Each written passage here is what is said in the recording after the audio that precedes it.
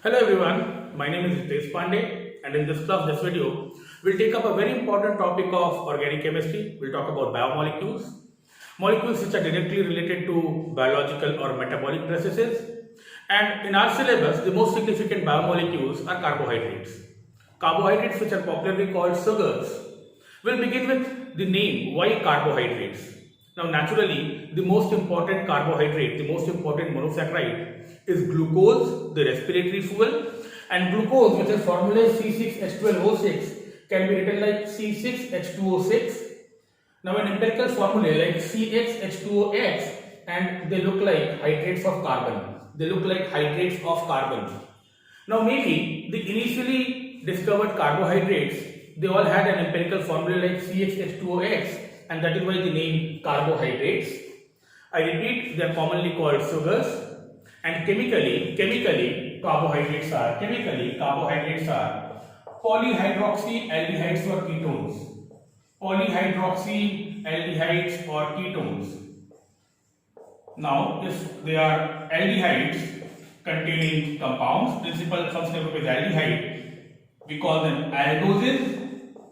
And if the functional group is ketone, we call them ketoses.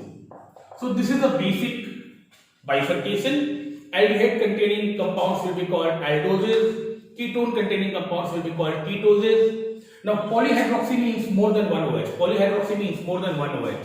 So more than one OH, naturally the smallest aldose or ketose will have at least two OH. And let's talk about the smallest aldose. The smallest aldose with a functional group CHO and at least two OH, which is an OH here and an OH here. It will be chiral carbon, it will be an optically active compound. It's called glyceraldehyde. It's called D plus glyceraldehyde. Now naturally this is the smallest aldose, it's the smallest aldose containing only two OH groups, and the smallest ketose, again containing two OH will look like this, and this is called dihydroxyacetone. You can relate to the name dihydroxyacetone, it's a ketose. So aldose if it contains an aldehyde group, ketose if it contains a ketonic group. It's a convention to keep the functional group or highest oxidized carbon vertically top in the Fischer projection, keeping the CHO on top if the OH is to the right, that's called capital D sugar. And because it's dextrorotatory in nature, you have this positive sign. There's a small confusion out here. Generally people don't understand this capital D has nothing to do with the dextrorotatory nature. It's incidental that so many capital D sugars will be dextrorotatory, but trust me, capital D is because keeping the functional group up, you have this OH to the right, capital DL, absolute configuration, and small dl, which will come to later, or positive sign, is optical behavior. Now, along with the functional group aldose, ketose, will go by the count of carbon atoms. Now, naturally, with 3 carbon, 1, 2, 3, it will be an aldotriose. Glyceraldehyde is an aldotriose. It's an aldotriose. And dihydroxyacetone, you can call it a ketotriose. So another way of naming is depending upon the number of carbon atoms, 3 carbon atoms, ketotriose, aldotriose. These are the smallest possible aldose or ketose. And yet again we will want to talk about glucose, we will want to talk about C6H12O6. And this is how you will draw the Fischer projection of glucose. This is the Fischer projection of glucose. We'll learn it in this class only. CHO above, 4 chiral carbon atom, molecular formula C6H12O6, 5 OH groups, and this time when there are multiple chiral carbon atoms, you think of the highest numbered chiral carbon, or it's called the penultimate carbon. Penultimate means this is the ultimate means last one. Penultimate means just above the last one. So this penultimate or highest numbered chiral carbon, because we will number from this end 1, 2, 3, 4, 5, 6, If this OH is to the right, yet again, you will call it capital D, and because incidentally it's also plus D plus glucose. I repeat, this capital D has nothing to do with its positive sign or dextrorotatory nature. Capital D because this OH is to the right, and with 4 chiral carbon, naturally no symmetry, this compound C6H12O6 with 4 chiral carbon can exist in 2 to the power 4, which is 16 isomeric form. And this is where stereochemistry is so vital. With the same molecular formulae, same functional group, same number of OH groups, there could be 16 isomers. And this is where in stereochemistry we want to be very perfectly knowing the Fischer projection. We want to know the Fischer projection clinically, because out of those 16 possibilities, only one would be glucose, respiratory fuel. Naturally, this is the respiratory fuel, glucose. All the other isomers might not be of the same use. It's like blood group. When blood group was not known, maximum blood transfusions led to death. People didn't know about blood group. So naturally, किसी का भी blood किसी को दे देने से people would die only when blood groupings were discovered. Now we know that you have to match the blood group, and the understanding of blood group is necessary for blood transfusion. Similarly, to prepare glucose or to provide glucose, this is the glucose, this is the exact structure. Second OH to the right, third OH to the left, fourth, fifth to the right, keeping CHO vertically up. We need to know this structure clinically. And now with an aldose having 6 carbon atoms, it is an aldohexose. So this is the journey we'll want to undertake. We'll want to begin with the smallest one, which is an aldotriose, 3 carbon atoms. And right away, we'll want to learn methods to convert a triose to tetrose to pentose and then to hexose. We'll want to know how we increase number of carbon atoms in a sugar or carbohydrate. In the process, we might need some reactions which we learned in aldehyde ketones. Right away, the most popular reaction of aldehyde, which is cyanohydrine formation, would be understood, would be required. And we'll want to move to methods by which we can move from a lower sugar to a higher sugar. You'll want to keep copying this at your convenience. You'll want to keep copying this with your convenience. These are some basic terms we wanted to get acquainted with. And now we'll want to see how to increase the number of carbon atoms in a carbohydrate or sugar. Naturally, as I told you, we'll use some reactions which we learned in aldehyde ketones. A very popular being cyanohydrine formation. We'll want to begin with glyceraldehyde and with the CHO group in glyceraldehyde, and naturally this chiral carbon, if I perform cyanohydrine formation, HCN, nucleophilic addition. Nucleophilic addition, Cn minus will go to this carbon, it will become OH. Now naturally, when you have the cyanohydrine form, you can have either this OH to the right or to the left. Now I am talking about only this carbon,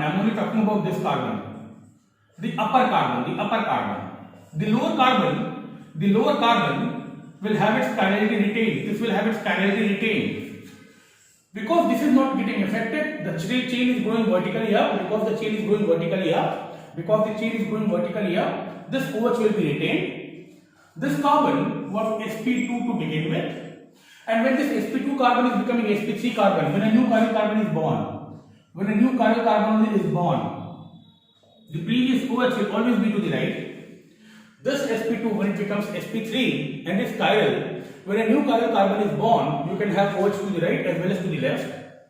This is the case every time an sp2 carbon becomes sp3 and then chiral. Both possibilities will happen. And these compounds which differ only at one carbon, mind you, they are not enantiomers, they are not mirror images. Because this OH chirality is retained. Only at one carbon, it's OH to the right or to the left. And these compounds, where the configuration differs only at one carbon, they are very popularly called epimers.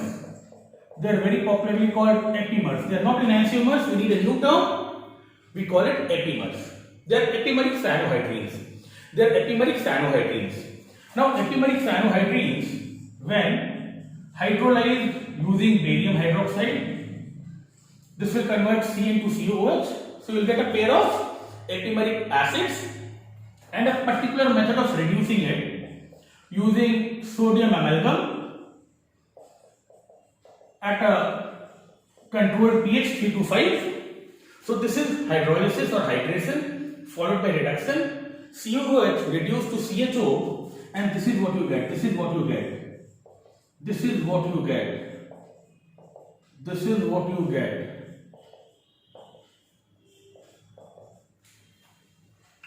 Maybe I want to give you a bigger view. So, hydration followed by reduction, hydration followed by reduction, this is what you get. This OH is always to the right, and this OH will be to the left.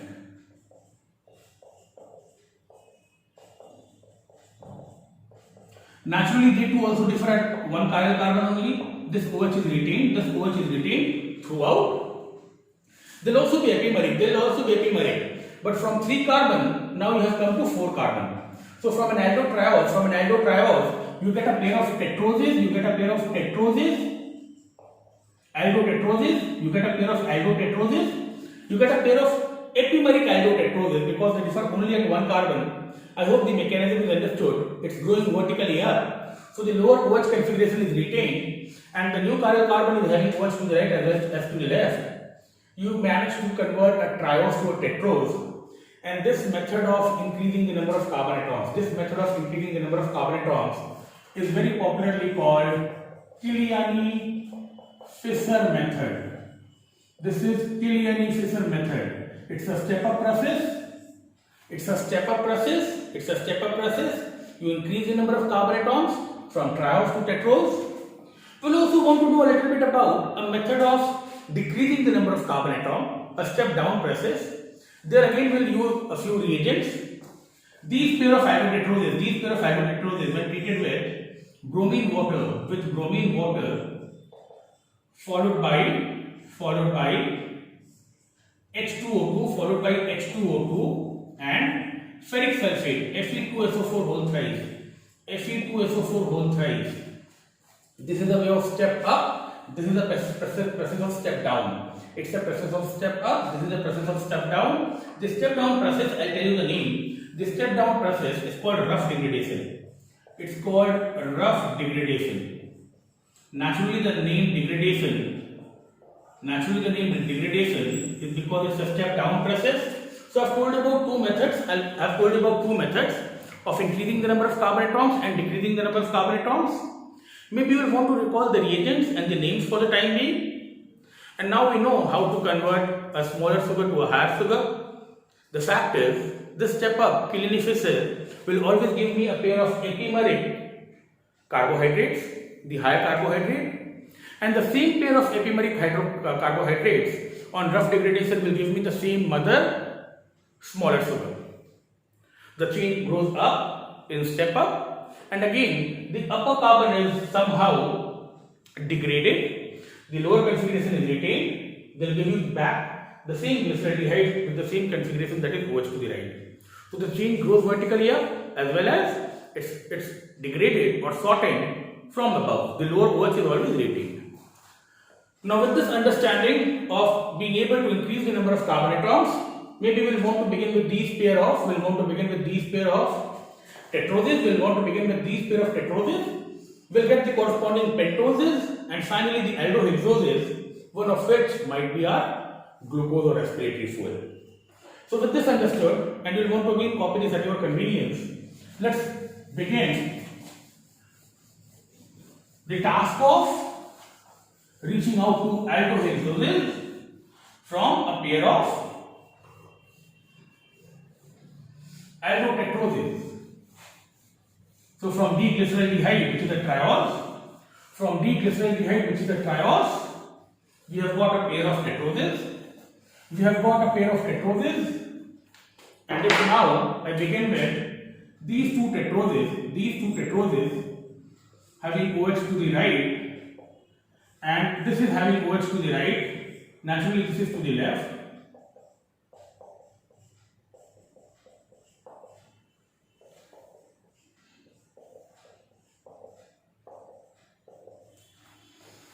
When they are subjected to Killian-Fischer, this will naturally give me a pair of aldopentoses. This will also give me a pair of aldopentoses. Suppose it gives me an aldopentose like this.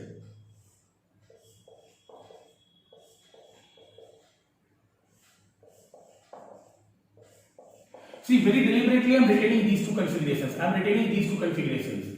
This is always going to be OH to the right.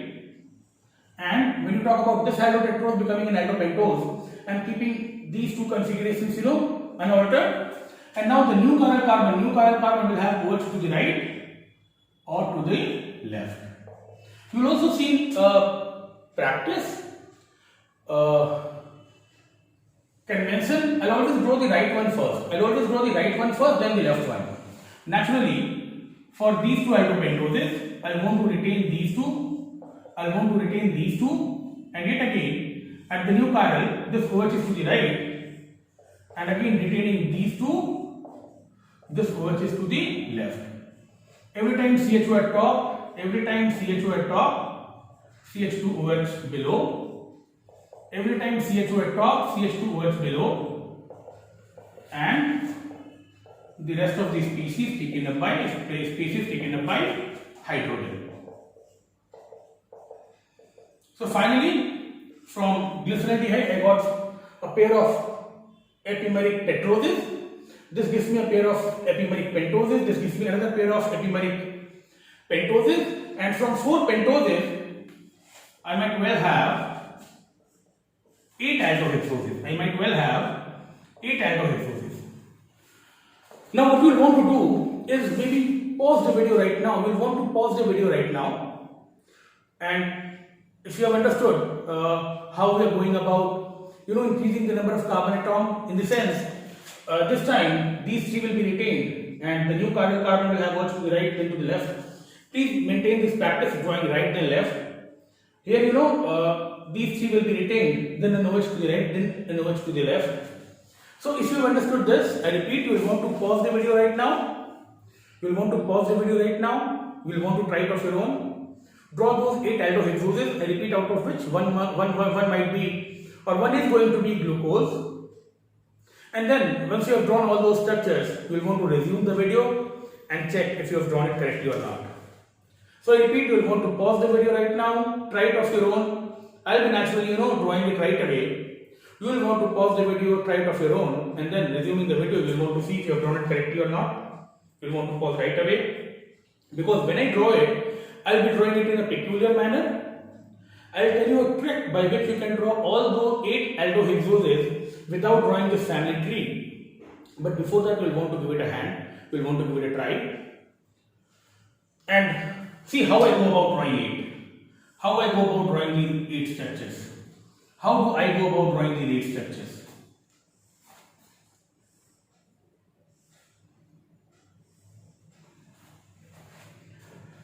I think by now you would have given it a try, and once you have tried it of your own, you would want to just match with my results. I would tell you a trick of drawing these 8. For the lowest chiral carbon, you will always have this OH to the right. That's understood. This is always going to be OH to the right, because you began with glyceraldehyde having this OH to the right. So this OH will always be to the right. Higher up, you will want to have 4 OH to the right. You will want to have 4 OH to the right and 4 to the left. 4 to the left. See if this is what you have drawn or not. I repeat, the lowest one, all 8 to the right. Higher up, 4 right, 4 left. Higher up, 2 to the right. 2 to the left, yet again 2 to the right, 2 to the left, and finally,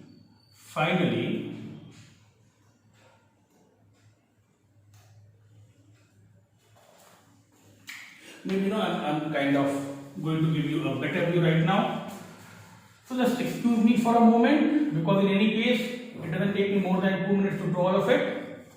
So I can very quickly draw it one more time.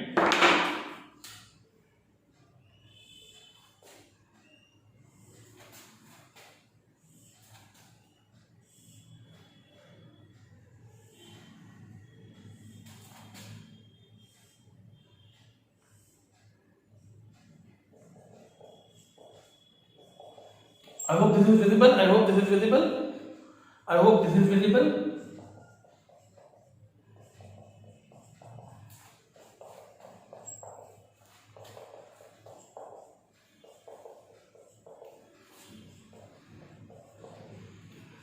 CHO at the top, and let me first of all space the groups properly. Let me space the groups properly. So I'm going to have these 4 arms drawn. I'll have these 4 arms drawn, and then I'll go back to that trick.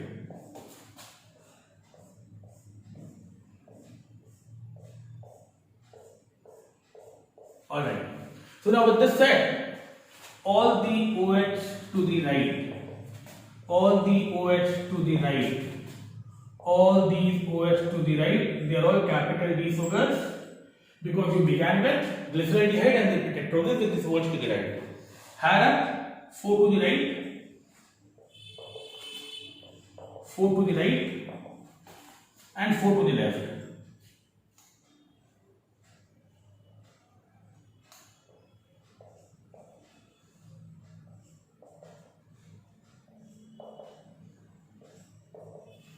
Then Hara, 2 to the right,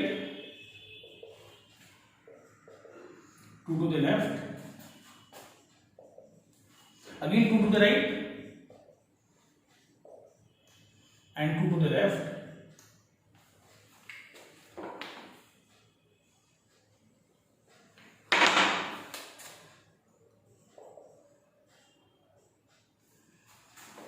two to the right, 2 to the left, 2 to the right, 2 to the left.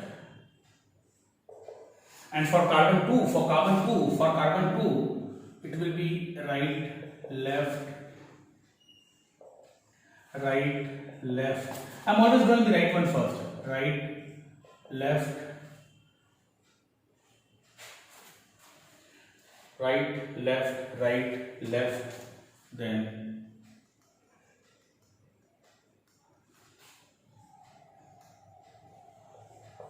right, left, right, and left.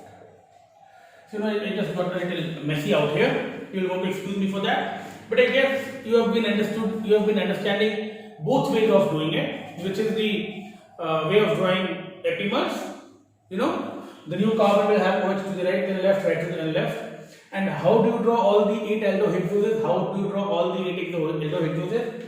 All OH to the right for the lowest carbon, or OH to the right. That's the case with all these carbohydrates. Because all are to the right, you can also call it the family of D sugars. You can also call this the family of D sugars. Last carbon, all OH to the right. Hara, 4 to the right, 4 to the left. Hara, right, 2 right, 2 left, 2 right, 2 left. And Hara, right, left, right, left, right, left, right, left. Because these two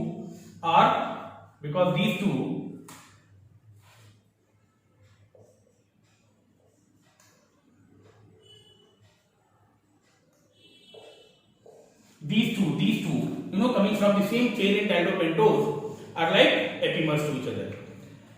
So I hope in this video I have been able to explain how to draw the family of D sugars. The empty spaces would be taken up by hydrogen. This is how the journey must have begun. All these were not discovered. All these were not discovered. All these were not discovered, but certainly, even if they were not discovered, these ideas must have precipitated. People would have known that this is how this family tree is going to look like. This family tree is going to look like. And this is how the family tree is going to look like. And now you want to match it with the structures you have drawn. If you have drawn it properly, retaining the previous configurations, and then right and left, retaining this 1, 2, 3, 1, 2, 3, and then right and then left, retaining right, left, right, which is right, left, right in both of them, then right and then left. I think your structures will completely match with my structures. What I am going to do in the next video is, I am going to name these compounds for you, and I'll tell you a very fascinating story about how Fisher managed to discover that out of these 8 structures, one is glucose. I'll tell you about the name of all these in the coming video, in the next video. And as I told you, that story is going to be very fascinating. How with very limited resources and certainly with a lot of innovative ideas and thoughts, this man figured out the configuration of glucose, which is an aldohexose, one of these 8. We're going to talk about it in the next video. This was for the time being. Thank you so much.